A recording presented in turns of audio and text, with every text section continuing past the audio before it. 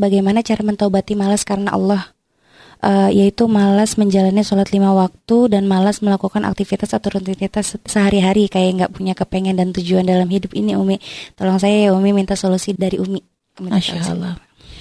Malas melakukan sholat, ya, ini adalah suatu musibah yang luar biasa. Dan kita harus introspeksi. Tapi alhamdulillah Anda bertanya begini karena sebenarnya Anda ingin melawan rasa malas itu. Insya Allah itu adalah awal muqaddimah Allah memberikan hidayah kepada Anda. Amin. Ada keinginan, kerinduan ya untuk bisa kembali kepada Allah, untuk bisa menjalankan perintah Allah. Itu insya Allah awal hidayah. Sehingga ayo kejar terus hidayah tersebut. Jangan berhenti hanya sekedar bertanya lalu Anda tidak berjuang.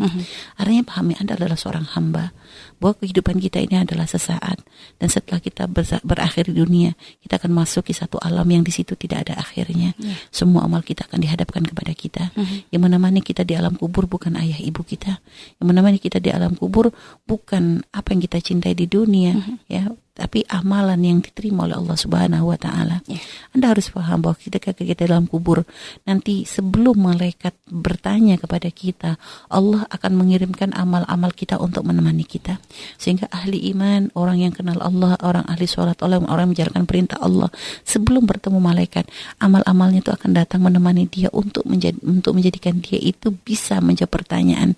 Karena nanti amal-amalnya itu akan didatangkan dalam bagusnya bentuk jika dia adalah ahli khair, dan amal-amalnya akan didatangkan dalam keadaan seburuk-buruknya bentuk jika dia adalah ahli syar. Sehingga maka jangan sampai menjadi teman kita adalah keburukan-keburukan kita. Bagi orang ahli sholat, ya, bagi orang ahli sholat, orang ahli puasa, orang yang menjaga aurat dan sebagainya, lihat, sebelum malaikat mungkar nakir datang, nanti mereka akan datang dalam bagus-bagusnya bentuk. Sehingga lihat, kita itu ibarat kalau suasana hati senang, itu kan jawab pertanyaan gampang, ya. Sehingga makanya ketika malaikat mungkar nakir datang, gak susah lagi bagi ahli khair untuk menjawab. Kenapa? Temannya banyak, dia gak takut lagi. Dia nggak takut lagi dengan pertanyaan, dia akan bisa menjawab dengan ini. Kayak kita aja lah, kita tuh kalau lagi terlalu tegang nggak bisa jawab. Ini di dunia ya, di dunia aja. Coba Anda terlalu ketakutan yang amat sangat, Anda biasa bisa ngomong, tapi giliran ketakutan, grogi dan sebagainya, ya janganlah dibayangin Anda ditemenin macam-macam. Anggap aja dalam kondisi grogi, misalnya ini wawancara yang udah gitu banyak lagi, misalnya Anda tuh derdek gak bisa ngontrol hati, itu aja ngomong belepotan, ya. Kebayang itu kalau di dunia seremnya kayak apa sih gitu lah. Tapi Anda harus paham, nanti di akhirat kalau ada orang yang naudzubillah dia meninggalkan sholat dan sebagainya, seserem-seremnya Anda menemukan sesuatu di dunia, tidak ada sedikitnya serem yang akan Anda temukan di akhirat, gak akan bisa mengalir. Jadi gitu. Jadi paling serem-serem itu nanti ketika di akhirat, ya, ketika kita di dalam kubur, lalu ternyata amal-amal buruk kita menemani dalam paling buruk-buruknya bentuk. Anda pernah melihat buruknya bentuk apa? Itu lebih buruk lagi. Jadi lihat bagaimana nggak ketakutan. Belum ketemu malaikat sudah takut, ya, datang amalan yang sholat yang ditinggalkan dan sebagainya. Lihat, kalau Anda sudah mendengar kisah ini, bagaimana Anda masih bersantai dengan meninggalkan kewajiban? Apa nggak takut? Apa Anda nggak berpikir bahwa nanti seperti apa urusan Anda nanti di akhirat? Bagaimana nanti Anda harus menghadap kepada Allah dalam keadaan sholat-sholat yang ditinggalkan? Padahal sholat itu adalah komunikasi seorang hamba dengan Tuhannya. Allah bukakan kesempatan kepada kita untuk bisa berkomunikasi dengan Allah dengan melalui sholat. Sehingga makanya sampai dikatakan dalam riwayat, jadi barang siapa tidak sholat, la dina lahu, seperti orang yang nggak punya agama.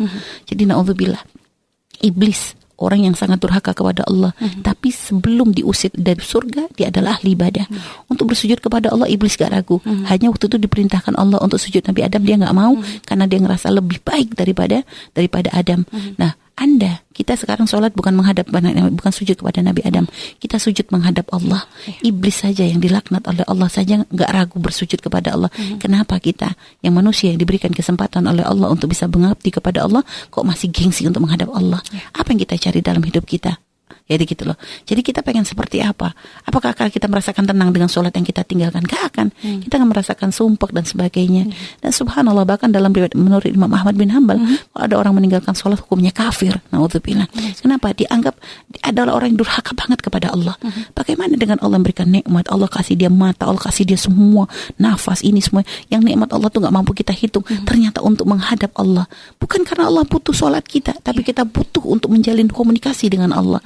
Dan komunikasi kita bagaimana? Dalam sholat kita, kita ingat Allah, kita agungkan Allah, kita besarkan Allah, kita merendah di hadapan Allah Subhanahu wa taala. Sehingga dalam gerakan-gerakan sholat ada sujud di situ, di mana kita letakkan kepala yang selama ini kita angkat ke bumi dalam bentuk penghambaan kepada Allah. Bahwa kita melihat ini yang kadang menjadikan kita sombong, kepala kita ini. Kita merasa sombong dengan wajah, dengan pangkat dan sebagainya, tapi ternyata paling tingginya anggota tubuh kita ternyata kita tempelkan di tanah gitu ya, ibarat di tempat sujud itu kan paling rendahnya tempat yang kita injak juga dengan kaki kita kadang ya. Ternyata kita gunakan untuk di sini menunjukkan apa? Kita tidak boleh sombong di hadapan Allah. Kita butuh dengan Allah. Tidak ada yang lebih tinggi daripada Allah. Artinya itu yang kita sembah adalah Allah. Ini penghambaan. Dan Allah sebenarnya nggak butuh. Seandainya kita nggak sholat, seluruh dunia nggak sholat, Allah nggak akan terkurangi kekuasaannya. Hanya saja sholat kita ini adalah kebutuhan kita, kebutuhan kita untuk mendapatkan ridho dari Allah Subhanahu wa taala. Karena dengan sholat kita inilah nanti ini adalah amal yang akan menjadikan kita itu bisa menghadap kepada Allah. Karena yang pertama kali dihisab adalah urusan sholat. Maka ini tadi, perbaiki urusan wajib Anda. Perbaiki urusan wajib Anda. Jadi kalau nanti urusan sunnah akan menyusul setelahnya. Kalau Anda sudah membaguskan urusan wajib, maka yang sunnah-sunnah Allah akan berikan kemudahan. Tapi kalau sudah yang wajib Anda tinggalkan, maka sudah susah untuk Anda berharap kebaikan jika seperti itu. Maka sekarang Anda sudah bertanya, maka berusahalah berjuang bertahap dan minimal tadi rubah lingkungan.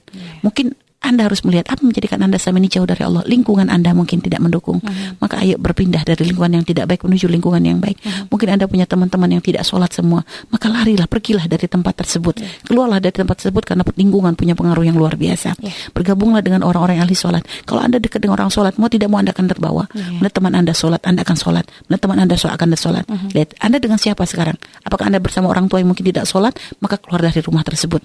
Ayo Anda menjadi ahli sholat. Baru nanti kalau sudah Anda baik, kembali lagi ke rumah untuk mengajak keluarga Anda untuk menjadi ahli sholat. Atau kalau ternyata sekarang Anda adalah seorang yang sudah berkeluarga dan istri Anda gak sholat, maka kalau memang ternyata begitu, ya coba Anda mencari pergaulan yang lain supaya nanti Anda bisa menjadi imam yang baik dan bisa mengarahkan istri Anda untuk sholat. Jadi gitu, berusaha. Jadi cari sebab, kenapa saya jauh dari Allah? Kenapa saya gak punya tujuan hidup? Setelah itu, sebab-sebabnya itu Anda coba lawan.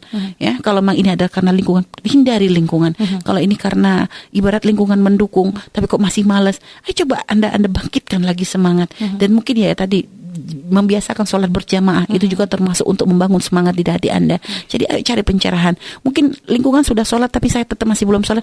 Mungkin hati Anda gersang, Anda gak pernah hadir majelis, Anda gak pernah dengarkan tausiah. Nah, itu menjadikan Anda mungkin semakin jauh dari rahmat Allah. Jadi ayo pelajari sebabnya. Jadi kayak orang sakit itu apa sih sebabnya kena diabetes, apa sih sakitnya darah tinggi. Jadi Anda kalau sudah tahu ini gak boleh makan ini, gak boleh ini, gak boleh ini, Anda sudah warning gitu lah. Sehingga nanti untuk menjaga kesehatan lebih mudah kan gitu. Maka ketahuilah, paling sakitnya Anda di dunia itu nggak bisa mengalahkan sakit ketika seorang nggak bisa sholat. Itu penyakit yang paling sangat berbahaya karena akibatnya bukan hanya di dunia Anda akan merasakan gersang, jauh dari rahmat Allah, dan nanti di akhirat dia akan mendapatkan hukuman dari Allah. Naudzubillah. Semoga Allah memberikan hidayah kepada kita semua, menjadikan kita ahli sholat, ahli taat, insyaallah. Dan semoga yang bertanya diberikan kemudahan oleh Allah dan dibimbing dengan hidayah, dengan taufik dan hidayah dari Allah Subhanahu wa taala. Wallahu a'lam bishawab.